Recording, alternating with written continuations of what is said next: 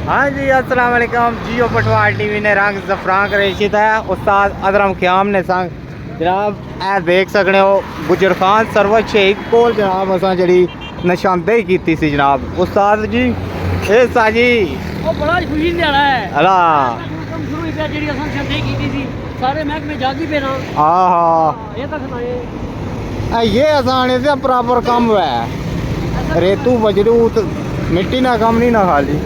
ਅੱਲਾ ਕੀਤਾ ਅੱਲਾ ਸੁਣ ਗਿਆ ਨਾ।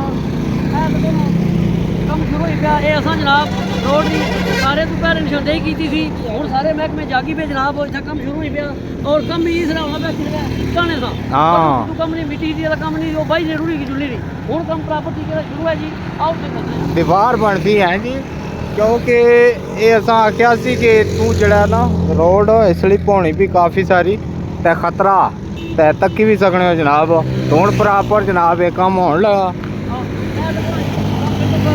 दीवार बढ़ती ये तो कोलो चिकनी चिकनी छांगी छोड़ियां ने पूरी अल्लाह खैर करती हफ्ते दस दिन निकल है अल्लाह कीता असां दी सुनी गई महकमे जेडे जागी पे थे 2-3 महकमे लगे जी हाईवे वाले भी और दूसरे पासे सारे पंज वो भी लगे वे वो सारे जागी पे बस असां की खुशी होनी जी कम होना चाहिए ना भावें इन्हें भी कोई नंबरिंग नहीं कोई दूसरे तरीके से चक्कर नहीं होना ठीक है जी।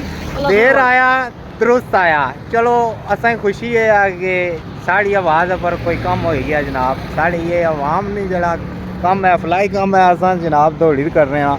ये देखो हो गया जनाब। शुक्रिया अदा करने महकमे ने जिन्हें अमल किया जी। ठीक है तो ठीक है संगियो बेलियो जिंदगी फिर गप सी अल्लाह सोने वाला।